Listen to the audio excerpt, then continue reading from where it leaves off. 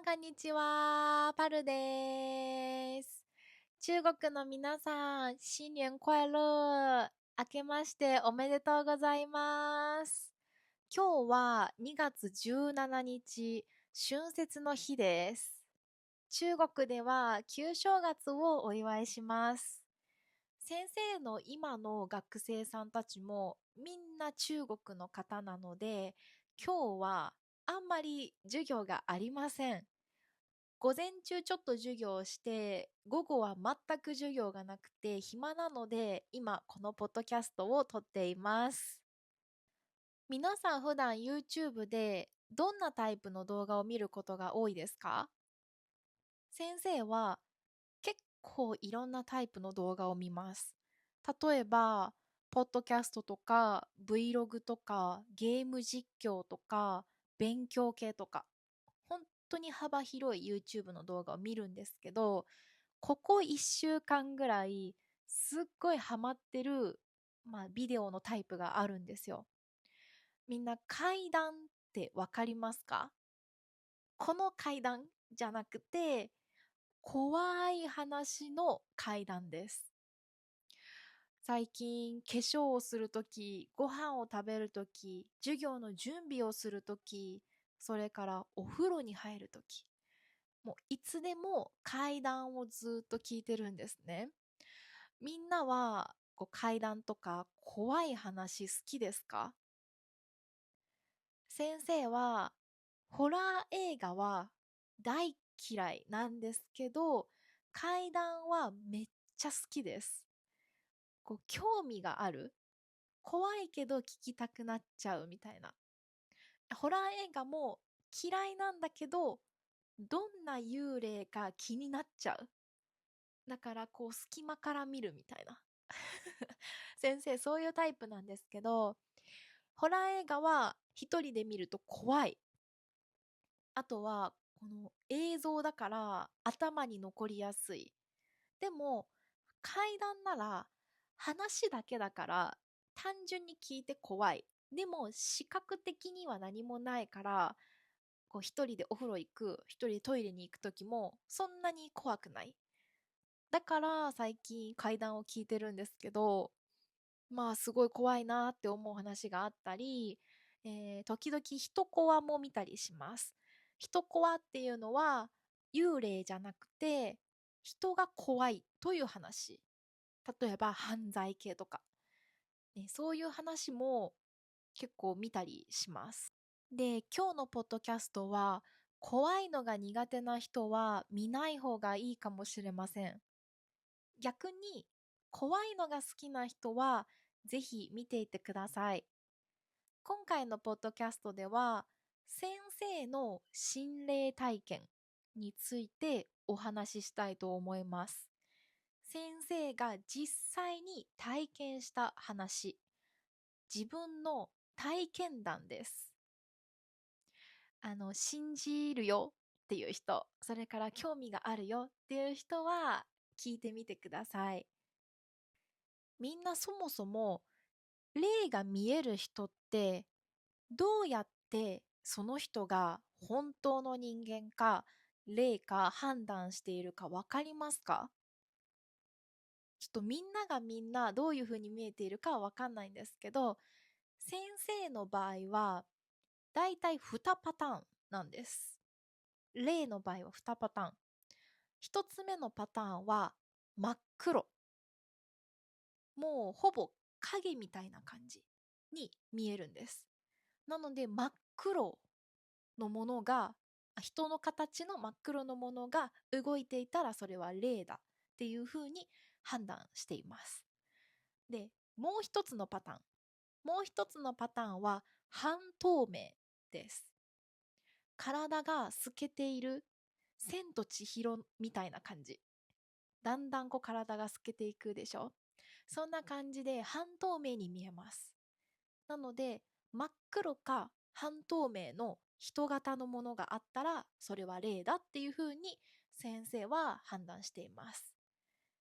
で、見える部分に関しては先生の場合は真っ黒の場合は頭からつま先まで全身が見えます。で、半透明の場合は、同じく頭からつま先まで、もしくは体の一部が見えます。足だけとか、手だけとか。先生の場合、頭だけは結構少ないけど、本当にこのパーツパーツで見えることもあります。で、正直一番多いのは見えるではなくて感じるなんです。先生の場合は。例えばどこかに行った時に、ここにいそう。なんか嫌な感じがする。ここにいると自分の気分が悪くなるとか、そういうのは未だにあります。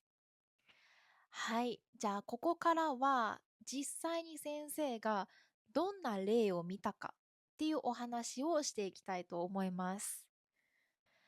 まず、親によると、先生が初めて例を見たのは、1歳、2歳ぐらいの時だったらしいです。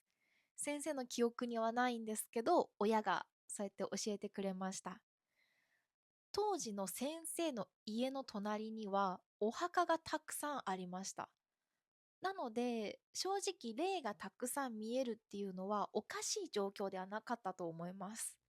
お墓があるので、やっぱりいろんな霊が隣に遊びに来たりとか、様子を伺いに来たりっていうのはありました。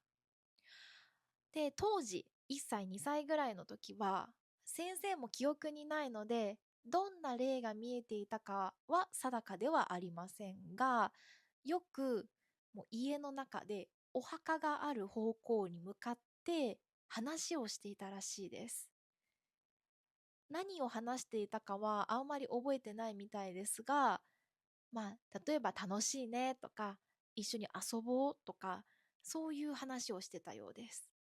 なので、多分当時の先生はその霊が友達だと思っていたのかもしれません。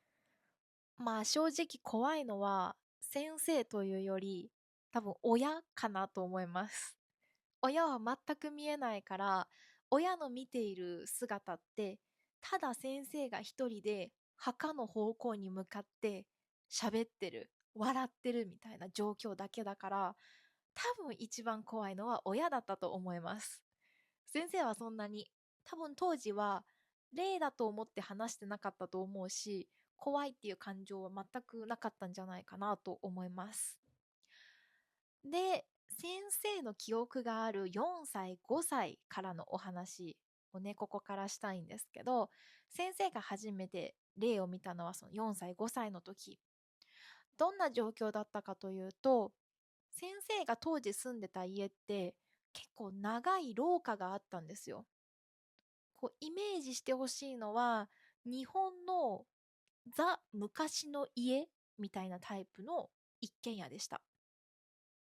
なので玄関に入って長い廊下、通路があって和室があってみたいな木造でっていう感じ。そういうお家だったんですけど、当時、その廊下に脚立が立っていたんですね。脚立は自分で使う階段みたいなもの、高いものを取るときに使うもの、あれ脚立です。脚立に乗って外を眺めていました。家の外をこう見ていたんですけど、そしたら墓がある方向から黒い影が歩いてきました。だいたい身長は110センチ、100センチぐらい ?120 とかかな。あんまりそのセンチではわかんないけど、子供の身長でした。で、本当に人型で真っ黒。影のタイプの子供のね、そういった黒い物体が歩いてきて、何かを喋るわけではないし、見えているのも黒い影なんだけど、その時先生がなんとなく感じ取ったのは、この子は遊びたいんだって思いました。なんか一緒に遊びたくて、この家に来たっていう感じがしたんですよ。でも当時もちょっとなんとなく怖いなって感じたので親に話しました。なんか外に黒い男の子がいる。言ったら、親は多分すぐ分かって、多分見えてるんだなっていうので、あ、もう関わらない方がいいよみたいな言ってきたんですけど、それだけはね、なんだかすごい記憶に残っていて、一緒に遊んだわけでもないし、話したわけでもない。ただ見ただけなんだけど、今でも記憶に残ってます。これが先生が初めて見た例、ちゃんと目に見えて記憶に残っている例は、それが初めてでした。で、そこから月日はちょっと流れ、小学校5年生になります。多分、5歳から小学校5年生までの間にも、例は見ていたと思うんですけど、自分の記憶にあんまりないので、ちょっと飛んで次は小学校5年生の頃の体験をお話ししたいと思います。で、小学校5年生の時、先生の学校では野外学習がありました。皆さん野外学習って知っていますか？野外学習は、なんていうかな、自然環境とか郊外の施設に行って、みんなでキャンプをしたり、登山をしたり、植物の観察をしたりとか、そういう活動を通して、なんか経験を積みましょうみたいな活動なんですけど、日本の野外学習では基本的に自然の家とか国立公園、キャンプ場とかそういった場所で行われます。で、先生たちの場合は自然の家に2泊3日する。で、夜はみんなでキャンプファイヤーをしましょうっていう活動でした。で、普通に楽しかったんですよ。思い出としては楽しかったんだけど、ここでも例を見ました。結構怖かった。あの、5歳の時の黒い影とは違って結構はっきり見えたんですよ、その時。なので、これも結構印象に残ってます。昼間はさっき言った通り、みんなで登山をしたりとか、あとは、カレーを作ったりしてました。ご飯も自分たちで作るんですけど、先生たちはね、外でカレーを作って、お米も自分で炊いてっていうね、体験をしてました。で、夜になって、キャンプファイヤーをみんなでして、キャンプファイヤーが終わった後、みんなで部屋に戻って寝る。で、部屋はすごく大きい部屋なので、一クラスで一室。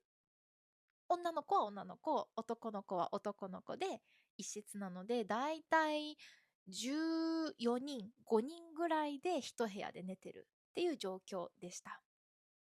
で、何時？ 9 時？ 10 時消灯とかだったと思います。消灯は電気を消すということです。で、もしその時間過ぎても電気つけていたり、うるさくしていたら、先生に怒られます。早く寝なさい。なんでまだ起きてんの？うるさい。ね。修学旅行、野外学習あるあるなんですけど、みんなやっぱり、ちょっと興奮して寝られないし、寝たくないし、そういう状況だったから、先生たちのその部屋、クラスの女子も、みんなちょっと騒いでたんですよね。みんなで、なんか恋愛話したり、ちょっと怖い話したりとか、ちょっと夜更かししてワイワイしてました。で、そうしてると、もちろん怒られますよね。コンコンってきて。で、みんな、やばいってなるから、一旦寝たふりをするんですよ。でもやっぱ小学生だから、あらは出ちゃうよね。なんかちょっとクスクス笑っちゃったりとか。で、先生にバレて、寝たふりしても無駄だから早く寝なさい。静かにしなさいって怒られてね。で、みんな怒られた後は、寝ない。当たり前に寝ない。怒られてからは、ちょっとこそこそ話。さっきよりも小さい声で話の続きをするみたいな感じで。で、夜、何時だったかな？ 12 時半とか1時ぐらいだったと思います。また、コンコンって来たんですよ。で、なんでこんなにこそこそ喋ってんのに先生にバレるのって思ったんですけど、一向にコンコンってしてから先生が部屋に入ってこないんですよ。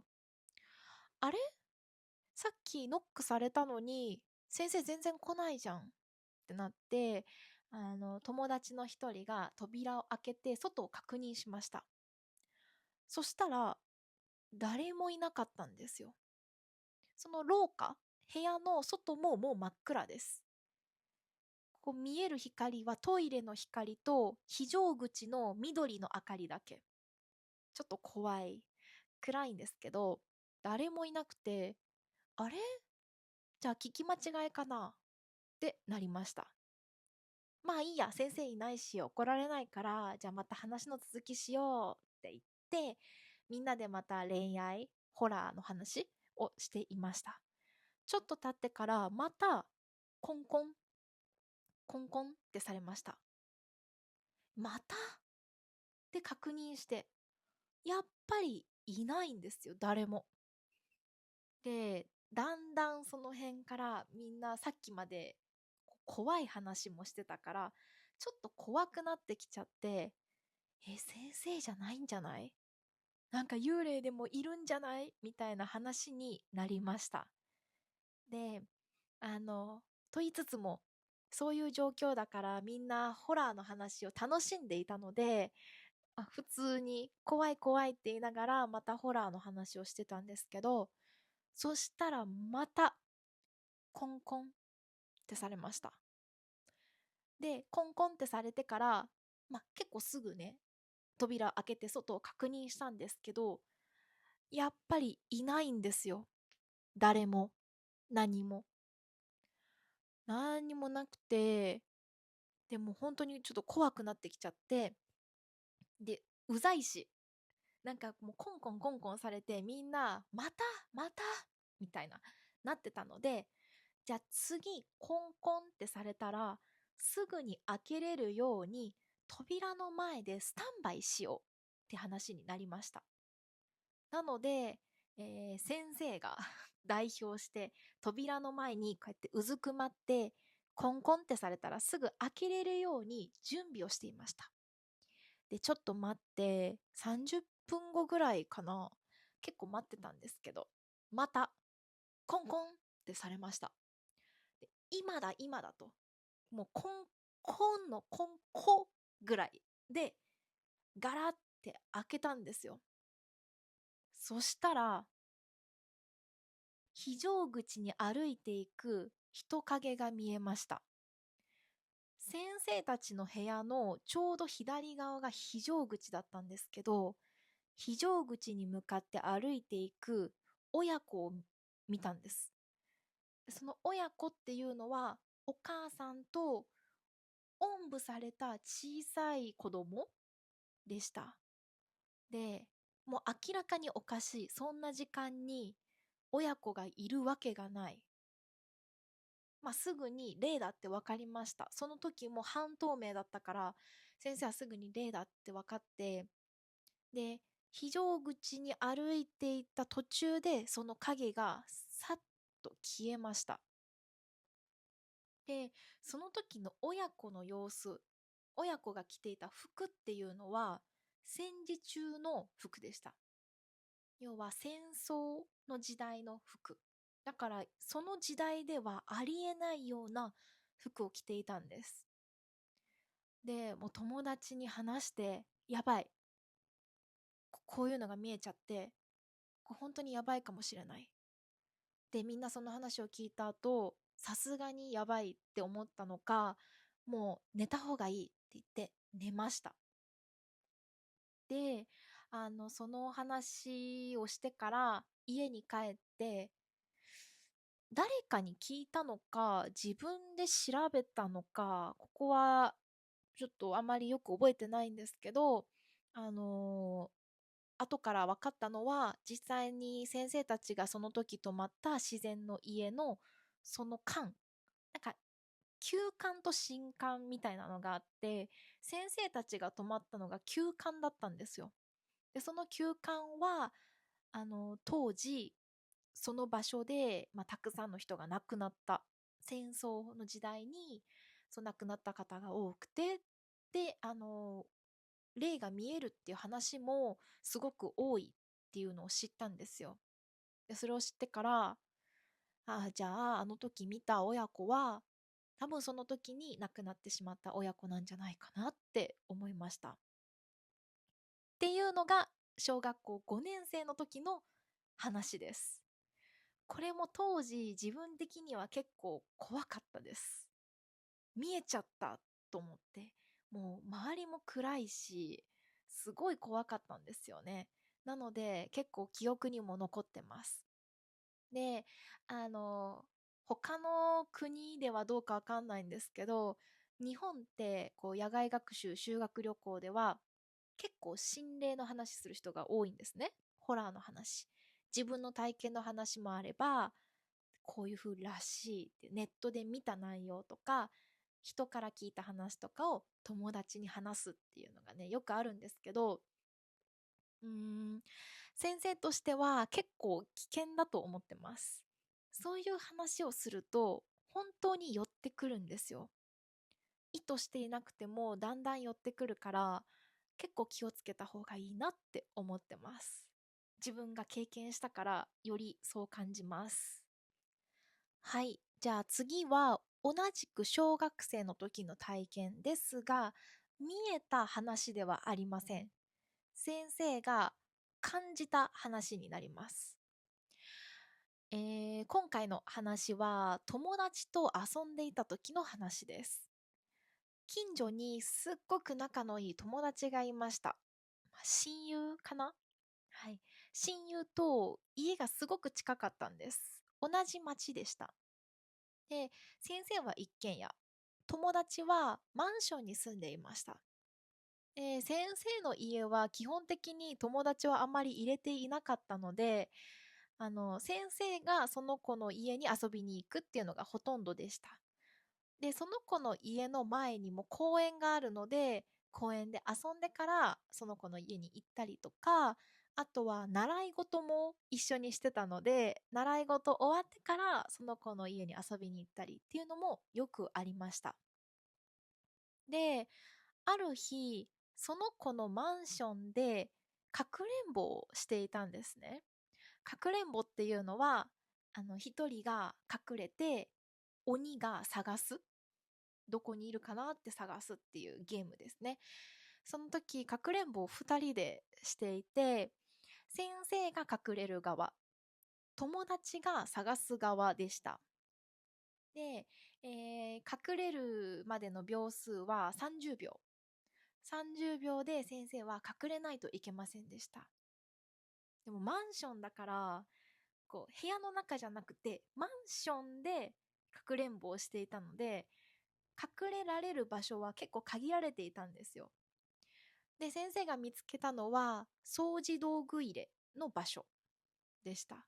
もう明かりもない真っ暗な場所でも、子供だし結構本気だったから、もうここでいいやと思って、その掃除道具入れのところに隠れていました。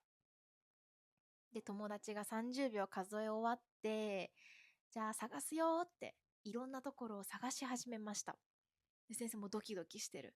やばい、見つかったら負けるって思ってる中で、その掃除道具入れの場所って結構広くて、ちょっと道具が入れれる場所っていうわけではなくて、一つの部屋みたいな感じだったんですよ。そのマンションの階段下にその場所があって、真っ暗だから何も見えない。でも、先生はその時何かを感じました。なんか、若め、自分より、その時の自分より年上だけど、若めの人がいる気がするって思ってたんですね。男の子の、高校生、大学生ぐらいの感じ。でも何も見えないし、声が聞こえるわけでもない。ただ本当に感じただけなんですけど、そう思ってて、そう思うとだんだんすっごい怖くなってきちゃって、でもかくれんぼしてるから、わーって出られない。出たら負けちゃう。でも怖いって思ってて。もうでも友達も全然見つけてくれないし、先生も怖くなっちゃって、その部屋から出ました。もちろん負けたんですけど、で、出てから友達にその話をしました。隠れてる時にね、そういう風に感じたんだけど、って言ったら、その友達は霊感が全くないので、え、そんなわけないじゃん。誰もいないよ、ほら、って言ってました。まあそうだよね。気のせいかなって、その時は話を流したんですけど、家に帰ってからお母さんにこの話をしたんですよ。実は、ね、その誰々ちゃんのマンションでかくれんぼしてたら、こんなものを感じて、で、ちょっと怖かったんだよねっていう話をしたら、その時はお母さん普通に聞いてくれて、あ、そうなのみたいな。で、そこから数日経って、お母さんがそのマンションの、別の知り合いから話を聞いたみたいで、実はそのマンションで昔、飛び降り自殺があったらしいんですよ。で、その時飛び降りたのが、先生がさっき言った若め、高校生、大学生ぐらいの人の男の人が飛び降り自殺をしたって話を聞いて、その話を聞いた後、多分、その時見えていたのは、その人、見えてないか、感じていたのは、その人なんじゃないかなって思いました。っていう話です。はい。見えてないんだけど、そう、こんな感じで感じることも多くて、だいたい感じたことが合っていることが多いんですよ。だから、先生の場合は、見える、感じる、でも、それを怖いと思っているタイプです。だから、普通に苦手です。苦手なのに見えちゃうタイプでした。はい。本当はもっともっと心霊体験あるんですけど、しかも一番やばいのは中学なんですけど、ちょっと先生の想像より時間が経ってしまいましたので、もし本当に興味を持ってくれている方がいたら、また次の機会に中学の話、時間がもしね、まだあれば、高校、大学のちょっとしたエピソードもお話できたらいいかなと思います。ちなみに、中学の時の体験は、見えた、感じただけではなくて、実際に先生が取り憑かれた話です。なので、もうちょっとひどい話、もうちょっと怖い話になります。もし興味があれば、コメント欄で教えてください。はい。ということで、皆さん、聞いてくれてありがとうございました。はい。もしね、皆さんも何か体験したことがあるよとかあれば、それもぜひ教えてください。じゃあ今日は皆さん聞いてくれてありがとうございました。